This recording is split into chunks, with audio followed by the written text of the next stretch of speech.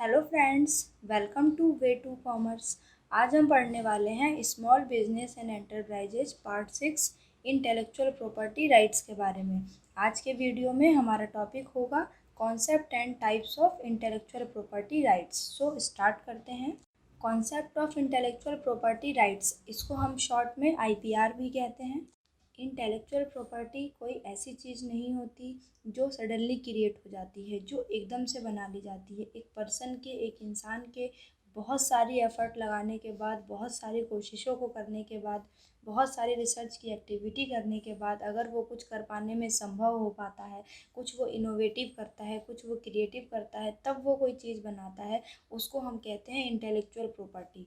तो अगर कोई पर्सन अपनी कोई ऐसी चीज़ बनाता है तो उस चीज़ के ऊपर उसका अपना पूरा राइट होता है। किसी को भी ये राइट नहीं है कि वो उसकी बनाई हुई चीज़ को चोरी कर सके। So if a person create something by himself he possesses right on it.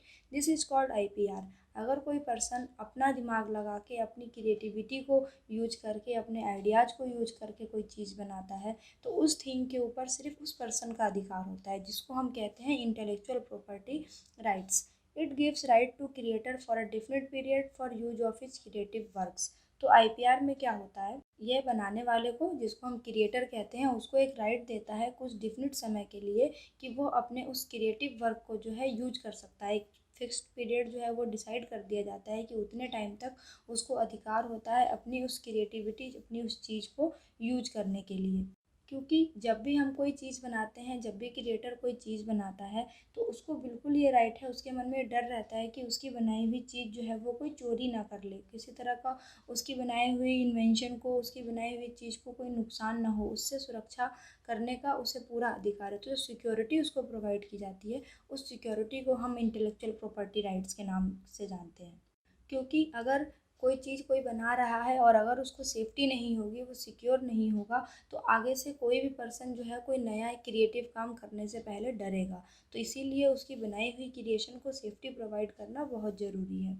Next topic is types of intellectual property rights. अब इंटेलेक्चुअल प्रॉपर्टी राइट्स कितने टाइप्स के होते हैं, जैसे copyright, patent, trademark and trade secrets. ये कुछ हमारे IPR के टाइप्स हैं, इनको हम डिटेल में आगे समझ लेते हैं। सबसे पहले है कॉपीराइट। कॉपीराइट का अक्सर आप लोगों ने नाम बहुत सुना होगा। तो ये क्या होता है, right given to creator on is literally an artistic creation. जब भी कोई बनाने वाला कोई चीज़ बनाता है तो उसको जो है राइट मिल जाता है, उसको अधिकार मिल जाता है कि उसकी बनाई हुई चीज़ को कोई दूसरा पर्सन यूज नहीं कर सकता। और स्पेशली ये कॉपीराइट जो मिलता है, ये मिलता है किसी भी लिटरेरी वर्क पे या फिर कोई आर्टिस्टिक वर्क करता है उसके ऊपर। Available on books, novels, painting, computer software, movies etcetera. तो कॉपीराइट की जो फैसिलिटी है वो अवेलेबल होती है किताबों पे। कोई म्यूजिकल कंपोजिशन बनाया है, कोई नॉवेल लिखा है, कोई पेंटिंग कोई बना रहा है, किसी ने कंप्यूटर सॉफ्टवेयर बनाया है, कोई मूवीज़ बना रहा है, इन चीज़ों पे जो है कॉपीराइट मिलता है, ताकि इनकी बनाई हुई इन चीज़ों को कोई दूसरा चुरा ना सके। Indian copyright act 1957 has been made to control this IPR. और इस इंटेलेक्चुअल प्रॉपर्टी को चोरी से बचाने के लिए, इसको कंट्रोल करने के लिए, इसको ध्यान रखने के लिए हमारे यहाँ पे इंडियन कॉपीराइट एक्ट 1947 को बनाया गया। गवर्नमेंट ने इंडियन कॉपीराइट एक्ट 1957 को बनाया कि कॉपीराइट की सुरक्षा बनाए रखने के लिए, कॉपीराइट को सिक्योरिटी प्रोवाइड करने के लिए। Copyright registration certificate is issued to applicant. और जो भी पर्सन ये कॉपीराइट लेता है उसको अपने कॉपीराइट को रजिस्ट्रेशन कराना होता है, जिसके लिए उसका एप्लीकेशन फॉर्म उसको फिल करना होता है। एक प्रिस्क्राइब्ड फीस लगती है, उस फीस के साथ जो है एप्लीकेशन फॉर्म वो जमा कराया जाता है। एप्लीकेशन सबमिट करा देने के बाद, फीस सबमिट करा देने के बाद जो कॉपीराइट रजिस्ट्रेशन का सर्टिफिकेट है वो इशू कर दिया जाता है। जैसे कि राइटर या आर्टिस्ट है तो उसको जो कॉपीराइट मिलता है वो उसको पूरी लाइफ के लिए जो है कंटिन्यू रहता है, पूरी लाइफ के लिए उसको कॉपीराइट मिल जाता है। और उसकी डेथ भी अगर हो जाती है तो उसके बाद 60 ईयर्स तक वो कॉपीराइट जो है वो वैलिड रहता है। और अगर मूवी का केस देखें, मूवीज है, फोटोग्राफ है, तो इनके केस में जो कॉपीराइट की ड्यूरेशन होती है वो पब्लिश होने के बाद 60 ईयर्स तक बनी रहती है। Next is patent.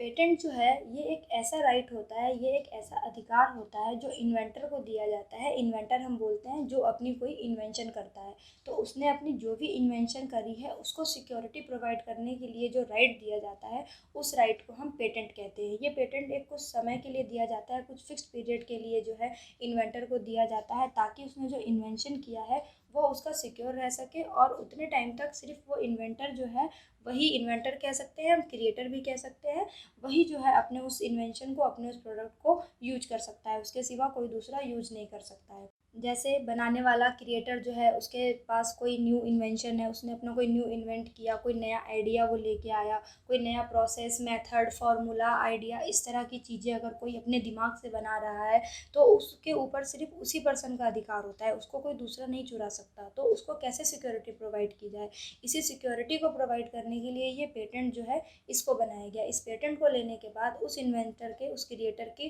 क्रिएटिविटी को या जो भी उसने इन्वेंट किया है उसको कोई दूसरा यूज नहीं कर सकता है।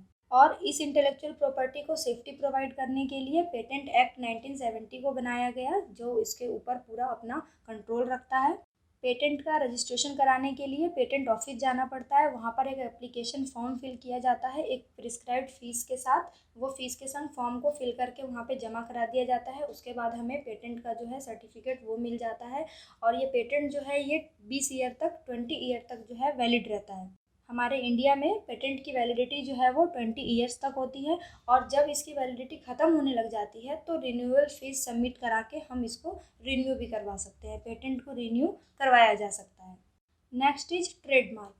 अब ट्रेडमार्क क्या होता है? कॉपीराइट, पेटेंट अभी तक हमने समझा था। अब ट्रेडमार्क में क्या होता है, जैसे कि जो बनाने वाला क्रिएटर है उसने अपना एक प्रोडक्ट बनाया है और उस प्रोडक्ट के लिए उसने कोई अपना वर्ड सोचा, कोई उसका नेम या फिर कोई सिंबल डिसाइड किया, साउंड है, साइज है, कलर है, जो भी उसने अपने प्रोडक्ट के लिए डिसाइड किया है वो कोई दूसरा यूज़ ना कर पाए, इसके लिए ट्रेडमार्क को बनाया गया, ताकि उसकी जो अपनी प्रोडक्ट है उसकी एक वेल प्रोटेक्टेड आइडेंटिटी रहे, जिसको कोई दूसरा ना चुरा सके। और उसकी वही आइडेंटिटी, उस प्रोडक्ट की वही आइडेंटिटी उसे दूसरे प्रोडक्ट से अलग बनाती है, उसे डिफरेंट बनाती है। तो उसकी उस जो अलग फीचर है उसको प्रोटेक्ट करने के लिए ट्रेडमार्क को लाया गया। तो ट्रेडमार्क क्या होता है? ट्रेडमार्क एक अपने आप में एक राइट है, एक अधिकार है जो उस पर्सन को दिया जाता है या फिर बिजनेस को भी दिया जाता है। कोई बिजनेस अपना कोई कलर लाती है, कोई लोगो लाती है, कोई नेम लेके आती है, उनको दिया जाता है ताकि उन्होंने जो अपने लिए सेपरेट चीज़ सोच के रखी है उसको कोई दूसरा चुरा ना सके। उनकी जो वेल प्रोटेक्टेड आइडेंटिटी है वो पूरी तरह से प्रोटेक्ट रहे, पूरी तरह से सेफ रहे।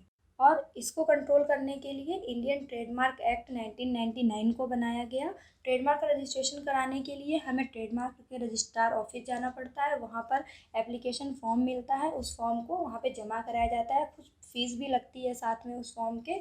और ट्रेडमार्क सर्टिफिकेट एक बार इशू हो जाता है तो हमारे कंट्री में ये 10 ईयर्स तक वैलिड रहता है, इसकी वैलिडिटी जो है वो 10 ईयर्स तक रहती है। और वैलिडिटी अगर ख़त्म हो जाती है तो उसके बाद इसको रिन्यूअल करवाया जा सकता है, कुछ रिन्यूअल फीस जमा करा के, और फिर दोबारा से जो आपका ट्रेडमार्क रजिस्ट्रेशन सर्टिफिकेट है वो रिन्यू हो जाता है। Next is trade secrets. Trade secret, जैसा कि ये नाम से ही पता चल रहा है, ये एक ऐसी इन्फॉर्मेशन होती है जिसको बहुत सीक्रेट रखा जाता है और ये जिसकी होती है उसी के हाथ में रहती है। तो आखिर उस सीक्रेट इन्फॉर्मेशन को कैसे सेफ रखा जाए? तो जो बनाने वाला क्रिएटर है उस क्रिएटर को एक राइट दिया जाता है, उस क्रिएटर को ये अधिकार दिया जाता है कि जो भी कॉन्फिडेंशियल इन्फॉर्मेशन उसके पास है या कोई भी ट्रेड का सीक्रेट है, कोई भी उसके पास ऐसी कॉन्फिडेंशियल चीज़ है, उसको सेफ रखने का जो अधिकार दिया जाता है उसको हम कहते हैं ट्रेड सीक्रेट। इसमें क्या होता है, जैसे किसी ने कोई फार्मूला बनाया है, किसी ने कोई अपना पैटर्न बना रखा है, कोई पासवर्ड है, कोई प्लान उसने किया हुआ है, किसी बिजनेस इंडस्ट्री की कोई कस्टमर की लिस्ट है या फिर उनके बिजनेस प्रोडक्ट से रिलेटेड कोई बहुत कॉन्फिडेंशियल इन्फॉर्मेशन है जिसको वो किसी के साथ शेयर नहीं कर सकते हैं।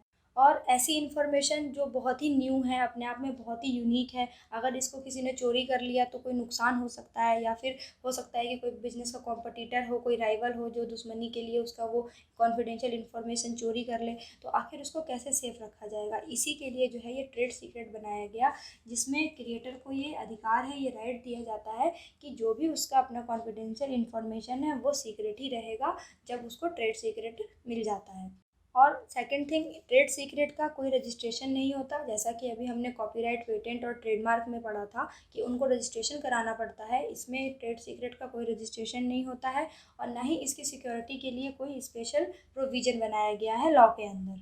हाँ, बस यहाँ पर फ़ायदा इतना है कि अगर कोई इन्फॉर्मेशन चोरी करता है, ट्रेड सीक्रेट अगर कोई लीक होता है, तो जो होल्डर है उसका उसको ये राइट होता है कि वो चोरी करने वाले के खिलाफ लीगल एक्शन ले सकता है। Thank you for watching my video. अगर आपको ये वीडियो पसंद आया तो इसे ज़रूर लाइक करें, ज़्यादा से ज़्यादा वीडियो को शेयर करें और आने वाले टॉपिक्स के अपडेट्स के लिए चैनल को सब्सक्राइब करें। अब हम मिलेंगे अपने नेक्स्ट वीडियो में, जिसमें हम पढ़ेंगे इंटरनल ट्रेड के बारे में।